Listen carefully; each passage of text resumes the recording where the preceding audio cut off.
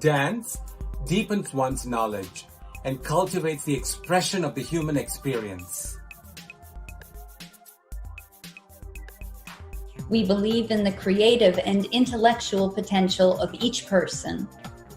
Dance can change the world.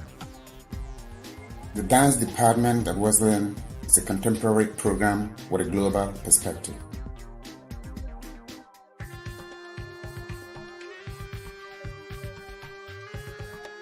The curriculum focuses on the creative act, imagining, making, and doing. Our program is interdisciplinary, embodied, collaborative, physically and intellectually rigorous.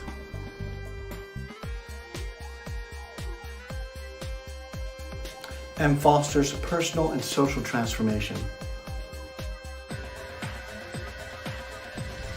During this time of extreme health circumstances, the dance department, faculty, and staff are creatively working in various modalities.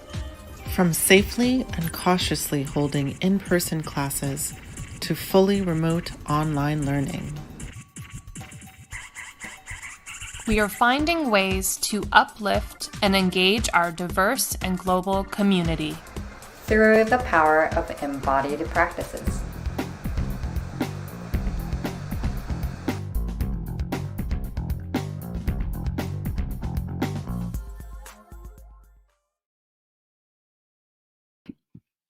Welcome. I'm Fiona Coffey, Associate Director for Programming and Performing Arts at the Center for the Arts, and it's my great pleasure to welcome you to Spring Faculty Dance. We want to start by offering a special welcome to the founding faculty member of the dance department who is with us here tonight, Cheryl Cutler. We would like to thank Cheryl for giving us all the opportunity to dance. Your legacy and impact is greatly felt here tonight. Before we begin this evening, we would like to acknowledge that Wesleyan is located on Wangunk land. We recognize the relationship between the Wangunk and this land as we work towards a more equitable community for all. All who come here are welcome in this space today. Please feel free to put your names in the chat along with the Indigenous land you're located on. And if you don't know, you can find out the information in the link that we've provided. So our dance department, the faculty, students, and staff have done an extraordinary job this year innovating, shifting, reimagining, reinventing what it means to dance, to move, to create, to be together while being separate. Tonight, we have a triple bill evening of world premieres. The first piece is West Dance, We Dance, a dance video tribute created by 41 Wesleyan dance alumni, celebrating 40 years of dance at Wesleyan, with original music by West Senior Jace Arroway, vocals by Maria Thome, and video design by Bill Rose. This will be followed by Assistant Professor of Dance, Edie Saka, presenting his new solo work, Letting Go to Move On. And the final piece of the evening is visiting Associate Professor of Dance, Doug Elkin's new work, Qualia, featuring Wesleyan students and faculty with original music by Pete DeGennaro. This evening's presentation will be followed with a Q&A with Edie Saka, Doug Elkins, Chelsea McPhillamy, and Pete DeGennaro, moderated by Chair of the Dance Department, Professor Hari Krishnan. So please feel free to put your questions into the chat as the evening continues. We also want to make sure that everyone tonight knows about some very special upcoming dance department events. So if you are a Wesleyan student, faculty, or staff, please come to the final class projects of students from Artists in Community, who are working with employees of Wesleyan Physical Plant and Custodial Operations in collaboration with Forklift Dance Works. And that's this coming Friday, May 7th at 1:30 p.m. at Zelnick Pavilion. We also have our Spring Worlds of Dance concert, which is virtual and open to all, and that is happening Sunday, May 9th at 1 p.m., and you can get the link to that through the CFA box office. On Tuesday, May 11th at 5 p.m., we have another virtual event, Dance as Activism, virtual performative artivist sharings, and the link for that will be available soon through the dance website. And finally, on May 14th at 7 p.m., we have our West African Drumming and Dance Concert, which is also virtual, and you can get the link through the CFA box office. So a lot of really incredible performances by our students coming up, and we hope you can make it. And with that, let's get the evening started. Please enjoy Spring Faculty Dance.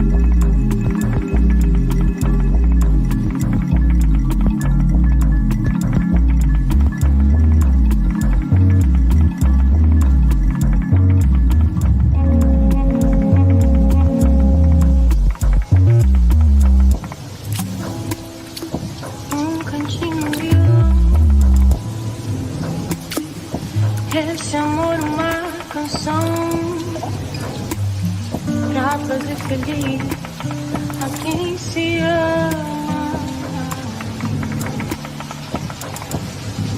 Muita calma pra pensar e ter tempo pra sonhar. Da janela ver-se o corcovado redentor. Quero a vida sempre assim, com você perto de mim, até apagar da velha chama.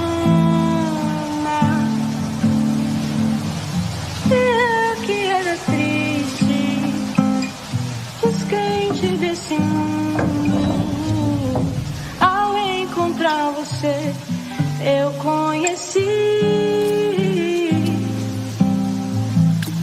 o que é felicidade, meu amor.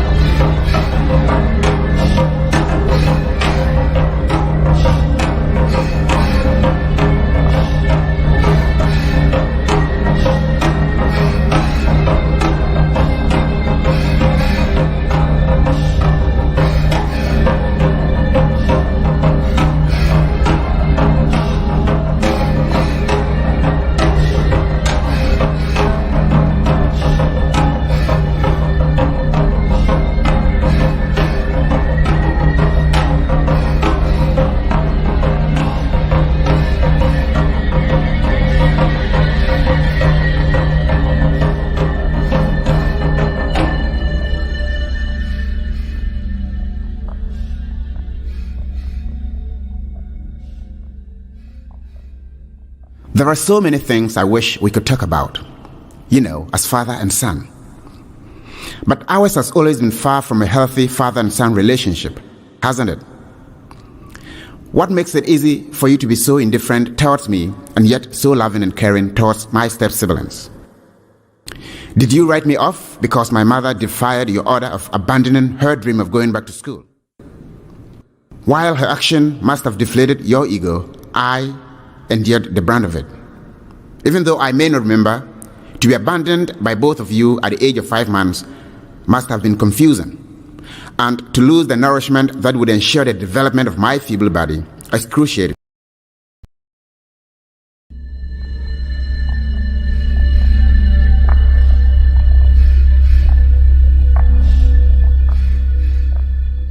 I am grateful to Grandma for not giving up on me. She raised me diligently along with my 2 brothers and 7 cousins dumped on her by her children. It was so daunting for her to provide us with 3 square meals each day that balancing our diet was out of the question. I ate mainly one kind of carbohydrate every day of my childhood, except on festivities. By the age of 7, I was already helping Grandma do dishes, hoe the land to grow crops, fetch water from the village dam 2 miles away, and carry food and firewood home from the farm, which was even farther than the dam.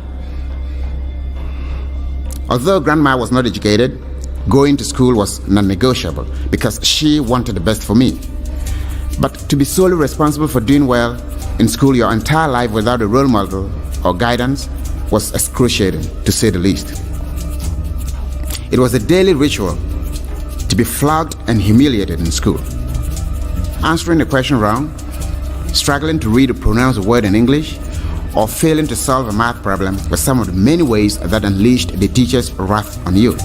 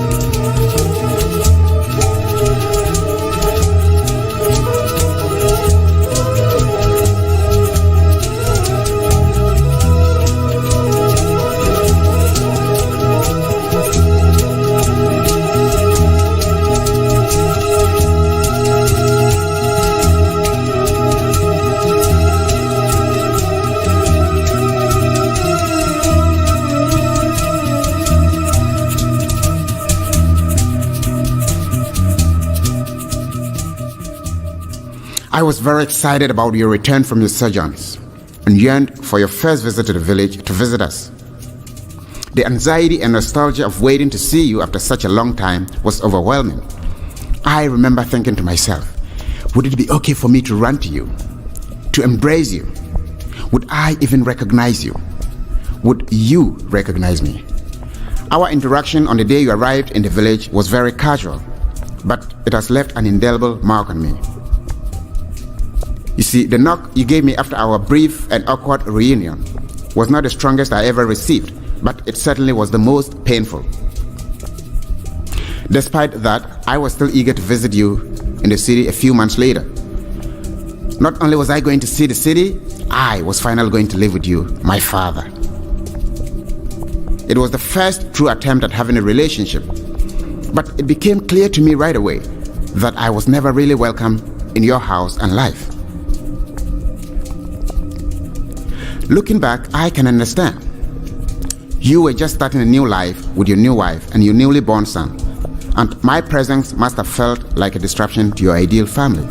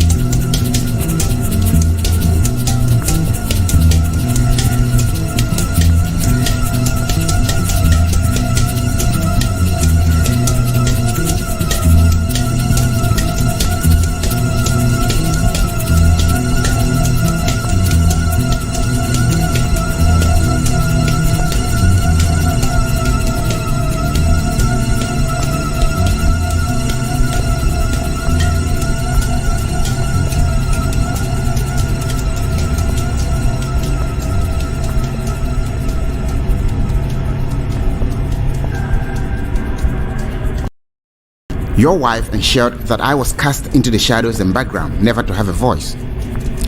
The only place I felt safe in the entire 4-bedroom house was the room I stayed in, sleeping on the bare blanket on the floor. I spent most of my leisure time in that room dancing to music from my portable radio and making music with my body and voice. It was my way of escaping my reality in the house. Now, you knew my stepmother starved me in your house, and yet you did nothing about it. Luckily for me, the room I stayed in doubled as a storeroom for the free beer you brought home from work. At first, I drank the beer to quench my hunger, but I soon became dependent on it, so that when I went back to boarding school, I would sneak into town to drink. I drank my way through high school and college because alcohol became my only companion. It was there for me in time of need and pleasure. But I also knew too well that it was not good for me, because I had seen how it had ruined the lives of many people around me, including my own uncles. I simply had no choice.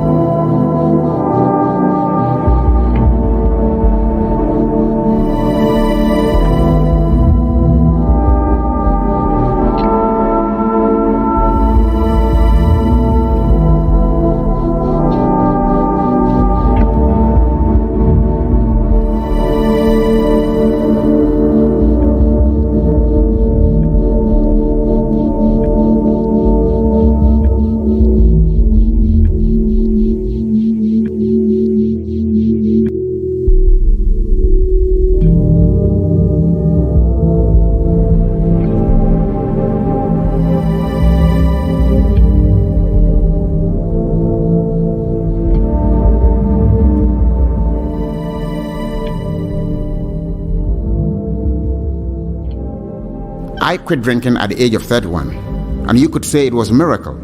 But there were a couple of things in my life at that time that gave me a new sense of purpose, motivation, and willpower to stop drinking.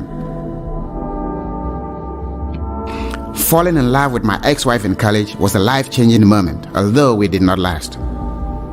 Not only did I feel loved in spite of all my shortcomings, I also had the privilege of witnessing with admiration my father-in-law's relationship with his two daughters when I moved to live with my wife in her country. I learned a lot about parenting from my father-in-law.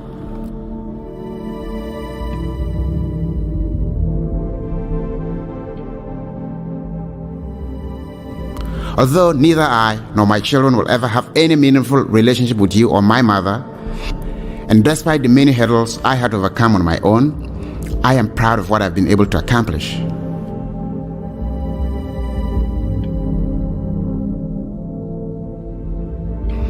I am at a moment in my life where I want to devote my time and energy to my children. Clinging onto the fantasy of your love for me only brings more pain and disappointment. And so this is my way of finally letting go so that I can move on with my life.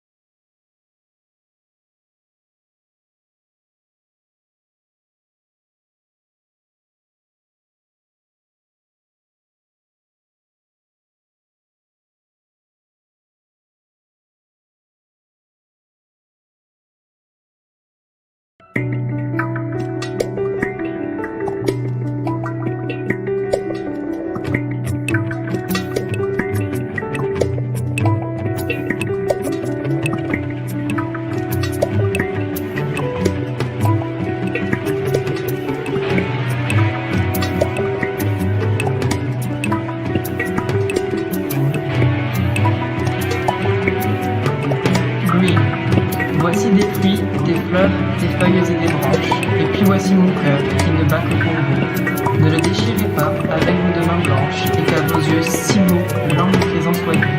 J'arrive tout couvert encore de rosée, que le vent du matin vient glacer à mon front. S'ouvrez que ma fatigue à vos pieds reposés, rêve des chers instants qui la délaceront. Sur votre jeune sein, laissez rouler ma tête, toute sonore encore de vos derniers baisers. Laissez-la s'apaiser de la bonne tempête, et que je dorme un peu puisque vous reposez.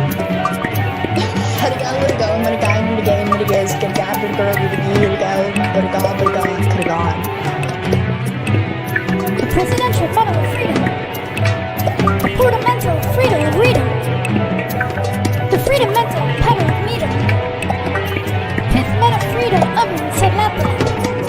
Such as eventual dalliance and Fritos. A feral dollar, leeway to Davos. Existential chocolate Cheetos. A mesomorphic painstaking freefall. No incidental cavalry come limbic. The residential credo of Stalin. Freeish medallions of president. No weed shade into the street pipes. And Norse hats.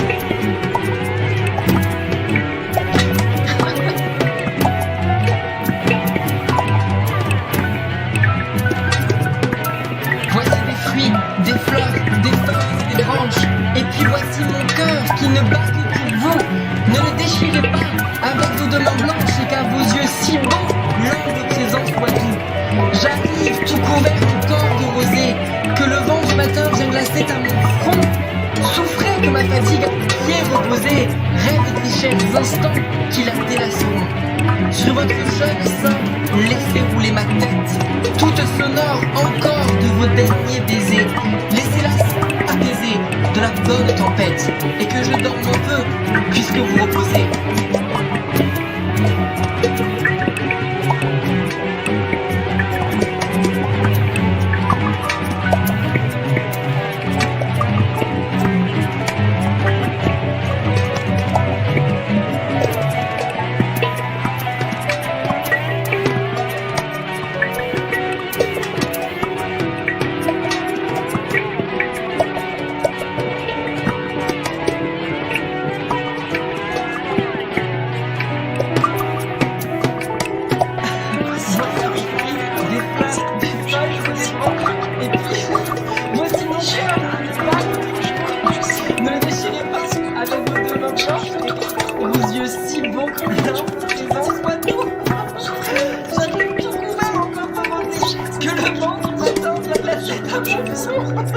S'ouvrait comme un fatigue à vos pieds reposés. Rêve des chairs constantes, la donation.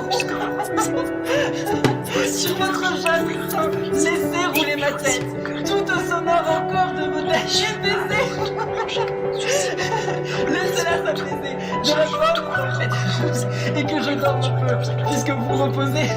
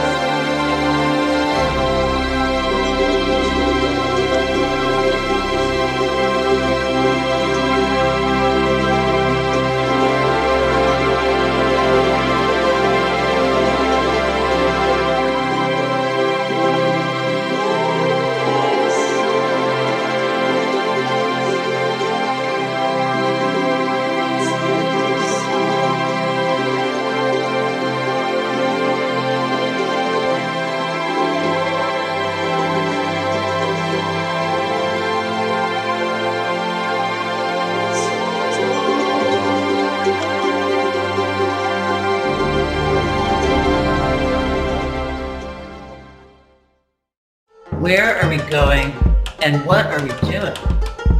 Right here you have it. And I think this is because there are instances of people changing their minds. Not all of our past, but the parts of it we are taught, lead us to believe that we are in the driver's seat with respect to nature, and that if we are not, life is meaningless. Well, the grand thing about the human mind is that it can turn its own tables and see meaninglessness as an ultimate meaning. I have permitted myself to do this not out of disdain for those of you who are present, but out of regard for the way in which I understand how nature operates. This view makes us all equals, even if we are among us some unfortunates. Here we are. Let us say yes to our presence together in chaos.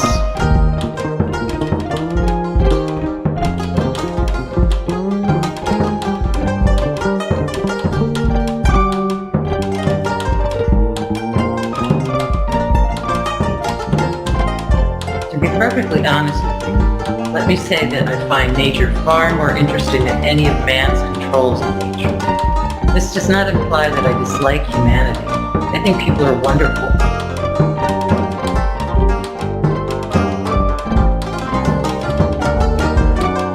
I am here, and there is nothing to say. If among you are those who wish to get somewhere, let them leave at any moment. What we require is silence, but what silence requires is that I go on top.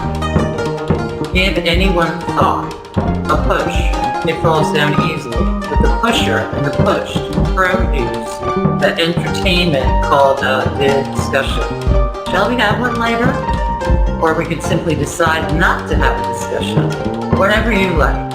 But now there are silences, and the words may help make the silences. I have nothing to say, and I am saying it, and that is poetry as I need it. This space of time, we need not fear these silences. We may love them. Talk, for I am making it. This is composed just as I make a piece of music. It's like a glass of milk. We need the glass. We need the milk. So,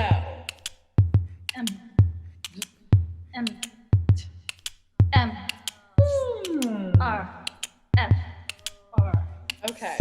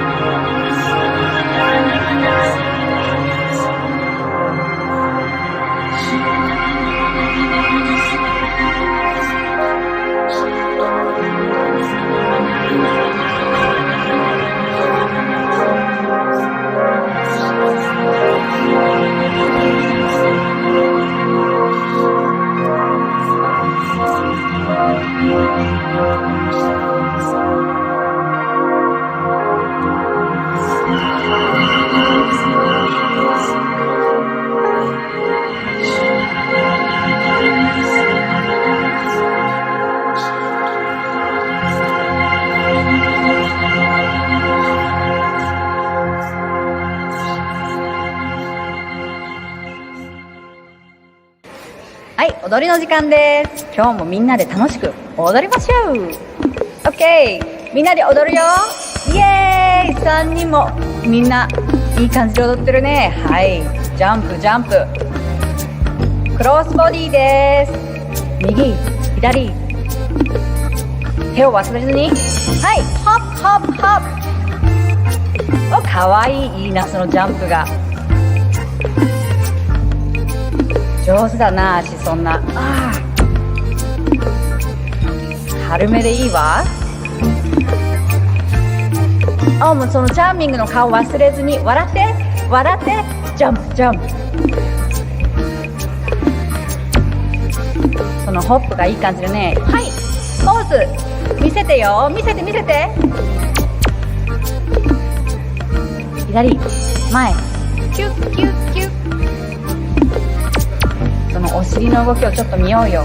いいね、足軽くて可愛いわ。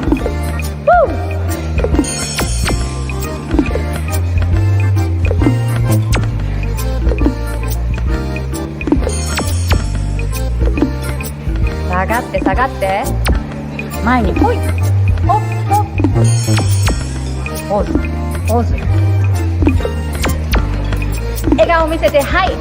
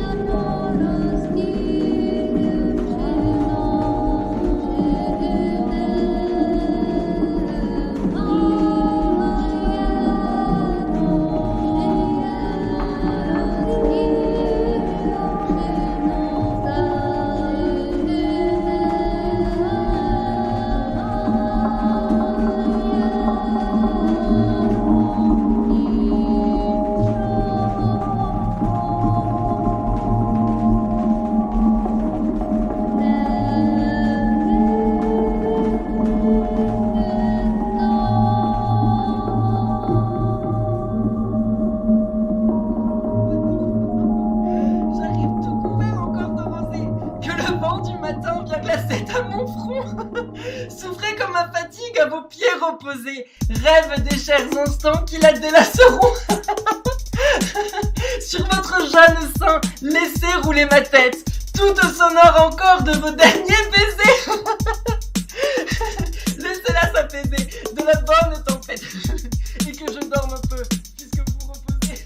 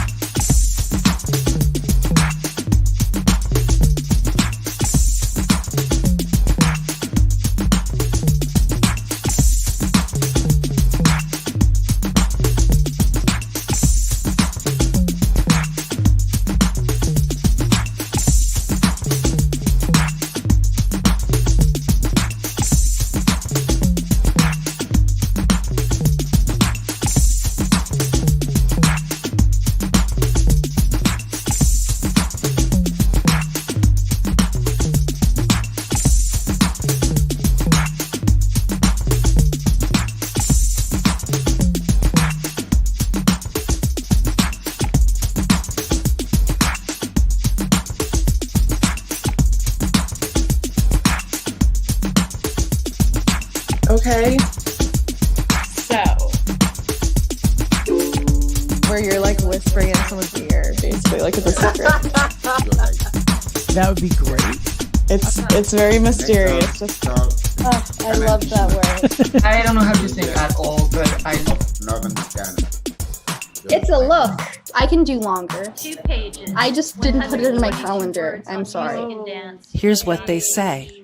Pleasure, To obtain the activism, value of a the sound. politics Yes. of feeling good. A movement. It's a Written love and gathered poem. from zero. I'm gonna try my Pay best. attention to what it Okay, is, awesome. just as it is. Okay, awesome. A bird Okay. flies. Oh no, I'm not Slavery is prepared. abolished. はい、踊りの時間です。今日もみんなで楽しく踊りましょう。 From the same ethnic group. The world is We're going teeming. there. Anything can happen. Wow. Points in time and space. Love, mirth, the heroic, wonder, tranquility, fear, anger, sorrow, disgust. The emotions are in the audience. Is there a glass of water? Activities which are different happen in a time.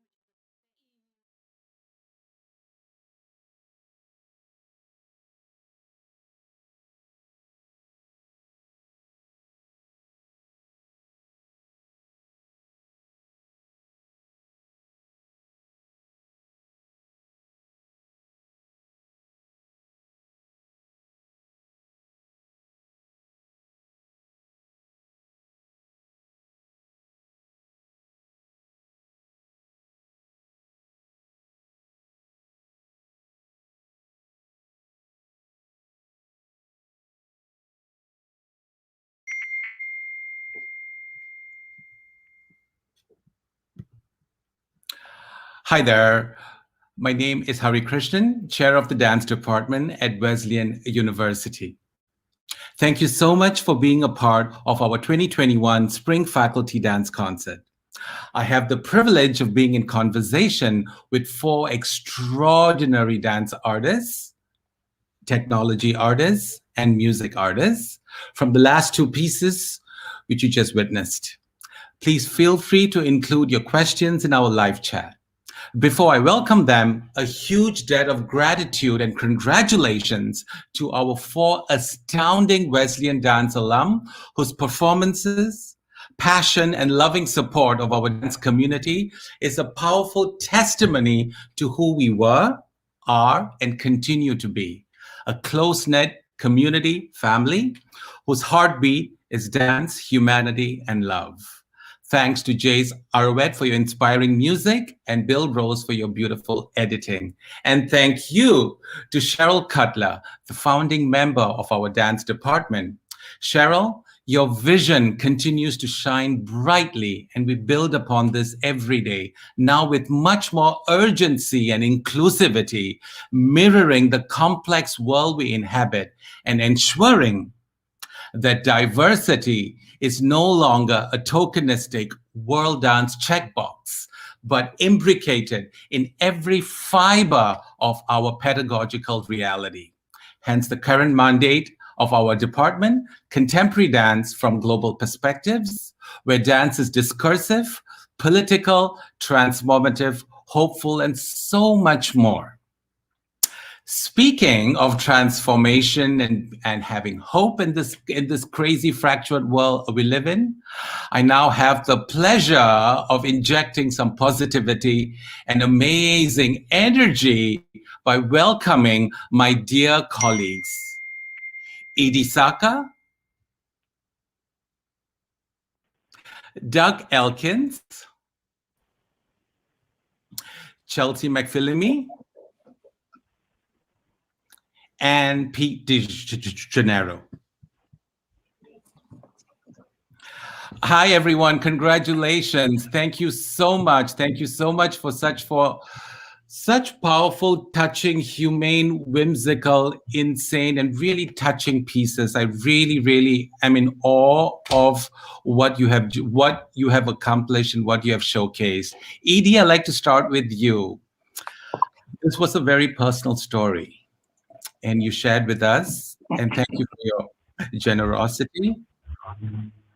I'd like to talk to you. My first question is the challenges and the benefits of transforming this very, very painful, deeply personal story into a cathartic, poetic dance experience. Could you share some of your insights, please? Yes. Thank you very much, everyone for coming this evening. It has been a fantastic experience, journey for me to address this very important subject in my life, and I started thinking about dealing with this topic about a year ago, and it hasn't been easy, because of the very personal nature of it, and the fact that from the culture I come from, you are supposed to endure, whatever, especially when you have an issue or something related to your family or elderly people. The elderly person is always correct and right, and so there's no argument there. And so for me, it has always been a problem, how do I address something so personal, so emotional, in a way that it doesn't turn out to be like something like oh, I'm just trying to seek attention or sympathy from people, but to use it as a way for me to kind of go through a cathartic process, a healing process for myself, and so that this whole process has allowed me to kind of do that on that level, But apart from that particular challenge, the idea of working alone, although it's a solo dance, but working alone in the studio in this current pandemic situation where you don't have your colleagues and friends who can, kind of look at what you're doing and give you some kind of feedback. That was also very challenging. Yeah. So I have a follow-up question in terms of you as a dance maker, in terms of being steeped in a particular tradition, in your case, West African, Ghanaian dancing. What were some of the challenges transforming that, deconstructing that, abstracting that, and repiecing it together as a really potent contemporary dance experience? Could you talk a little bit about that, please? Yes. So this process, in fact, has allowed me to kind of visit all the dance languages that I've kind of come in conversation with over the years. I am trained, in West African dance, but I've also been very fortunate to have engaged with other forms of dance, like hip hop, thanks to Doug Elkins, modern dance, even Bharatanatyam, thanks to you.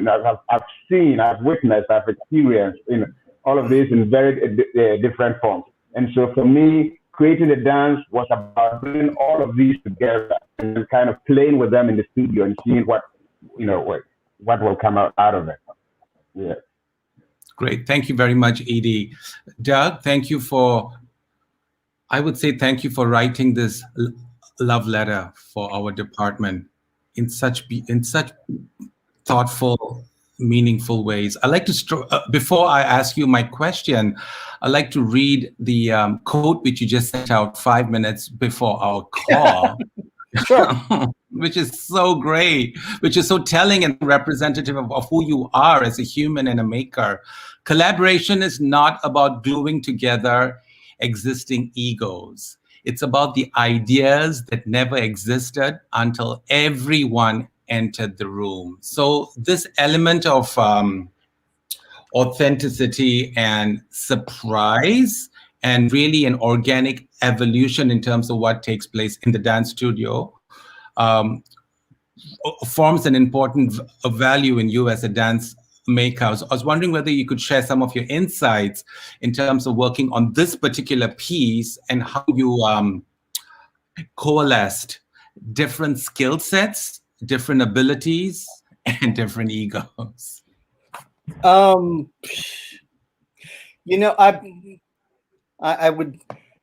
was just thinking in response not only to that question but to Edie's question. My response is to Edie's the intimacy of Edie's work is to I was thinking that Edie is looking at his work through the lens of a magnifying glass, and I'm looking at the work through the lens of a prism, for want of a better explanation. For me, the intimacy happens is for me, this is just an ongoing making this is ongoing as the new visiting person here in the department. It's my way of I come out of a social dance background, and it's always a social dance for me.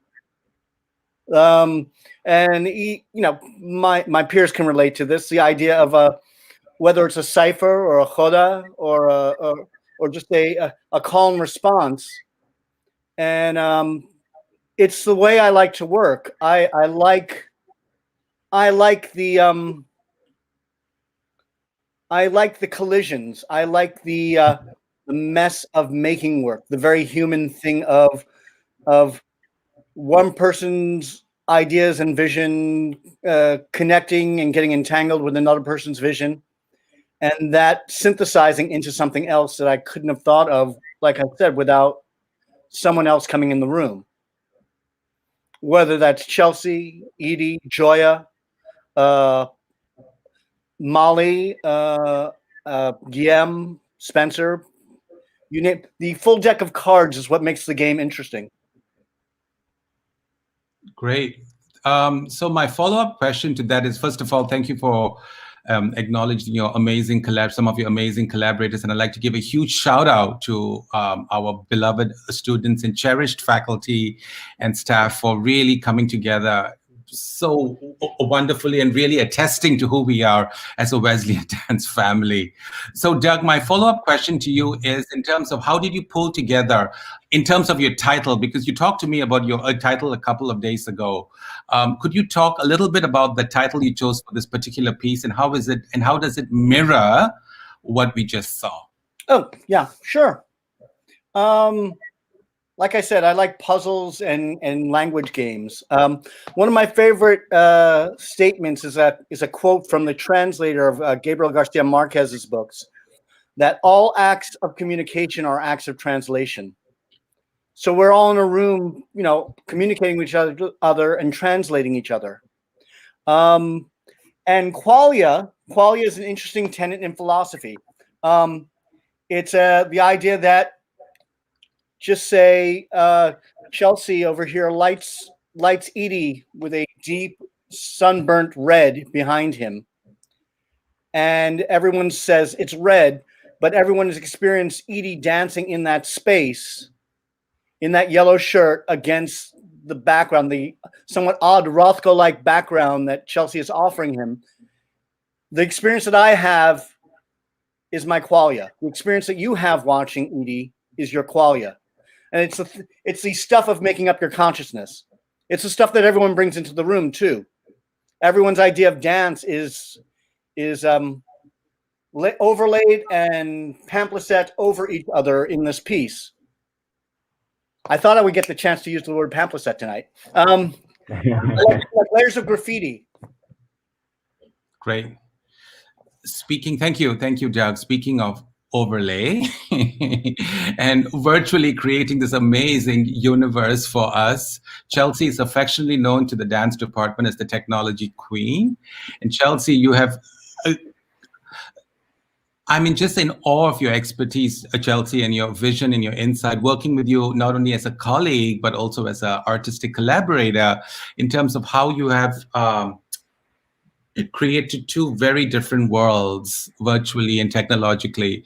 Could you talk a little bit about that in terms of some of the challenges and share some insights into your own creative process? Yeah, absolutely. And thank you for that. You are far too kind. So I think for me, in both of these works,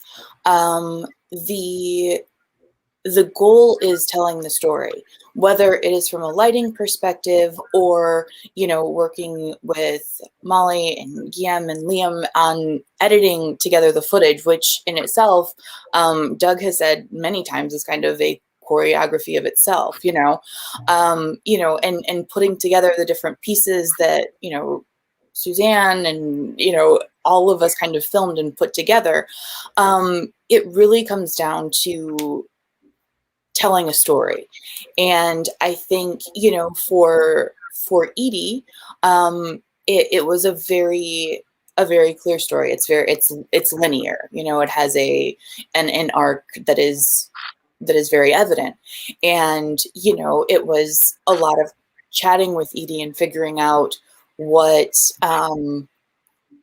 lighting ideas best reflected this, what camera angles best, would capture that and really do justice to his story. And working with Doug, we're kind of taking this this idea, and I think Pete had mentioned at one point that it was like he was working on little portraits, little vignettes of each of the dancers in this. And so, when we were compiling footage and looking at putting everything together, it was, okay, what speaks to us about who these performers are as performers, but also as human beings themselves, and how do we kind of represent all of that in this little snippet of time that we have.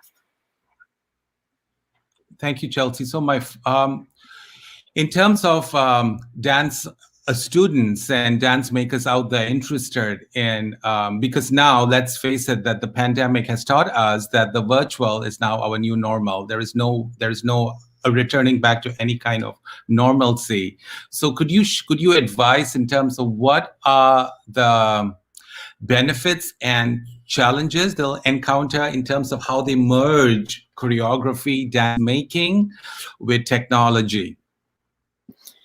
Yeah, I think that one of the main things I guess that I have noticed is really about perspective, which is something that is taught kind of throughout the dance curriculum in the different venues and styles that our majors go through. You know, they perform in a proscenium style house. They create works for a thrust space with audience on many different sides.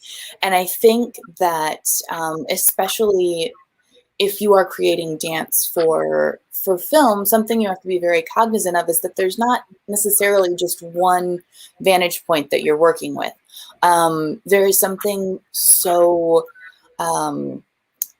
tangible being in a theater space and being with artists live and in person that doesn't quite translate to work on a screen. And so I think that kind of using the choreographic principles that that you have, as well as, you know, things kind of implementing design or technical elements, you know, kind of it's all about framing that perspective and how best to create this for this new medium, and kind of take all of your different tools and use them accordingly. Great. Thank you, Chelsea. And speaking of taking all of your different tools, our composer extraordinary, Pete Gennaro, wow, what an amazing tour de force, Pete. We know you as a cherished colleague in terms of accompanying our dance classes, but really, your sound has supported and given life to the pieces we just saw. So could you talk a little bit about your insights and your creative process in terms of how you created such a nurturing, thoughtful, and cathartic sound environment for these two pieces? Sure. First, thanks for those compliments. I don't know how warranted they are, but thank you so much. And thank you to the choreographers, to E for the honor of holding his experience in my hands, as it were, and to Doug for his trust as well. Hey, I owe you dinner. That's true. So there were a lot of similarities, actually, in working with both choreographers. Because of the nature of the medium, I was scoring sort of skeletons of sound. I don't want to say soundscapes, but sound environments, things that evoked what was going on in the moment. But I was scoring to, say, Edie's rehearsals in the Cross Street studio, or for instance, Gabby's dance. I scored based on a rehearsal video of her outside on a hill outside of her house or something, not in the studio or not against the building at Wesleyan. So when it came time, when I received the final video from Chelsea with all the with the dances, I had these things that I had scored for other settings, but had to make adjustments, additions, etc. to for the final pieces. So this is very much how Doug worked, in that the important thing was really seeing the voice behind the voice, the dance behind the dance that was happening in rehearsals, so that when I scored to that kind of psychological, somatic experience and emergence, as it were, that I would trust would transfer over to whatever environment the dancer was in, even with adjustments. So things like Katya's piece, for instance, is a very different choreographic piece that you saw in the video, but the sound score was very close to the original thing that I that I made. And I mentioned to you all last night that Edie's piece was very intrapsychic, about intrapsychic knitting, where he was really connecting lots of pieces to himself toward a wholeness. And Doug was intersocial, interpsychic knitting, creating a wholeness of a society that has been, I guess, fractured, certainly divided in proximity over the last year, to great success. Great. Thank you, Pete. It also speaks to you as a fearless, compassionate, and very generous collaborator, working with all these amazing, brilliant artists. Let's take some questions from the audience. These are some personal questions and some sort of macro questions. Doug, how did you manage to collaborate with so many different kinds of people, styles, and what does it take to work so inclusively? That's such a funny question, Zach. It's like asking a fish what it's like to be in water. But in terms of different styles and such, I would imagine that anytime you work with any amount of other people, it's different. Again, that's the thing of quality. Again, there are different experiences and different ideas about what dance is. You know, I'm fortunate enough that you know, I could describe a different rehearsal process for each person, and each, you know, there's a completely different way of hanging out with Marin than there is to working with Concha and Michelle. Concha and Michelle are a rehearsing duet, you know, and I look forward to every Tuesday hanging out with them. Edie and I is just turning on music and jumping around in a room together, which is very different than the way, you know, watching GM work and then having discussions and watching it develop. It depends where the invitation is. I work a completely, you know, different way with Chelsea and with Peter, but together the whole group has created this kind of sonic visual fascia about, you know, this net of light movement and sonic ideas that are held together by each other, you know. And the knots are interesting. Great. Thank you, Doug. Edie, this is a question for you. In this revealing solo, did you find that having to use the mask enabled you to get out the deeper emotions? Yeah, using the mask was a tricky, you know, situation for me. You know, the movements I did, and also, you know, speaking while dancing, like the mask was in so many ways kind of in my way, you know, and I had to navigate that, and eventually, when, you know, things worked out. But now looking back and watching the video and actually seeing me with the mask and, you know, and all of that, I feel like, in fact, it actually enhanced the work, because in a way it's kind of it's like the mask is limiting my ability to speak and, you know, to be free, and for me kind of breaking that boundary, and then, you know, kind of to be able to speak in spite of all of that, I think it also adds to the idea of the piece in a way. Yeah. Great. Thank you, Edie. This is a question for everyone. It seems, although it's dance specific, but I'm going to open it up to everyone so everybody has a go at it. I think it's important that the kind of fractured, messed up world we are currently inhabiting, how does your own lived life experiences inform your own creative process? Anyone? Sure. When Edie came to me with his dance, the similarities in our lives were auspicious. Obviously, they're not the same experience, but it was pretty amazing. And there's a moment when he's standing on the box right before he dances with the calabash gourd, in the middle of his piece, where he's describing a descent that's been inadvertently programmed into him through situation and exposure. And the constriction of that infestation into his life that resulted in a sort of allergic reaction to it.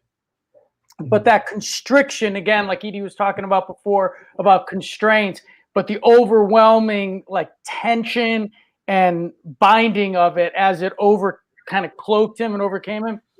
That moment really resonated for me and was something I kind of spent more than a bit of time on in the piece. And it's not fleeting, but in the moment. So yeah, there was that. And with Doug, the cool thing was this playfulness. Like, cool, let's see what happens when we do this. You know, when I was speaking to dancers online and getting vocal stuff, just playing with voices. When are you going to use this? I don't know. We might not even use it. But, you know, and so I like the fact that Doug used the word palimpsest, because really, that's really what you're seeing, I think, in much of his, not in much of the work in the piece that he performed craft services for. But Pete, in terms of your own life experiences, how does that inform your work as an artist? Because I've been an improvisational musician, so a lot of working with Doug was improvising based on what's happening. Certainly composing is set improvisation, but I guess what I'm saying, in Edie's piece, there was a lot of somatic memory in me that I was able to resource directly for his work. And in Doug's piece, there was a lot of different parts of my life experience and cultural exposures and interests as an improvising sound designer and artist that I was able to really play with and have fun with. I'm sure there's more to the answer, but I'll leave it at that. Great. Thank you, Pete. How about the rest of you? Life experiences, creative process, art making, any thoughts? For me, it's just always an opportunity to, I guess I would describe it like this. The opportunity for me to, I always consider the process of art making collaborative anyway. There's no reason for it not to be. I'm very happy to disappear into the work. Somebody once asked me if I was student-centered in my teaching, and I said, I think I'm more subject-centered, but I like walking around with my colleagues, with my, students, friends, whoever wants to do it's really about kind of traveling around together and perambulating around the ideas we're playing with. And the point of the game of making something is to keep the game going, not to win or lose. Right. Great. Edie or Chelsea, any thoughts? Yes, for me, work has always been about collaboration, because that is the kind of tradition in which I was trained. West African dance is all about bringing people together. The more people, the better. And like in this particular piece, dealing with the story, this was a very personal story for me, and very, very deep story. And so for me, the one of the issues that I felt like I was trying to be very conscious of was the fact that, I was trying to, as much as possible, to try and kind of take such a huge subject and reduce it to, something that I can share with the rest of the world in 30 minutes. That was the challenge, trying to make sure that, I take out things that I feel like are very salient, because there's a lot more to one story, and And, it's just not possible to be able to bring everything on board. And so really thinking about what was crucial, what would highlight and support the story was very important and challenging at the same time. Great. Thank you, Edie. Chelsea. I think that, really, in every piece that I do, no matter what kind of way that I am working in it, I think that you bring your preconceived notions, you bring your emotions and stuff like that. But I think something like, I guess, for example, in working with Edie and listening to his story and kind of creating this world for that story to unfold in.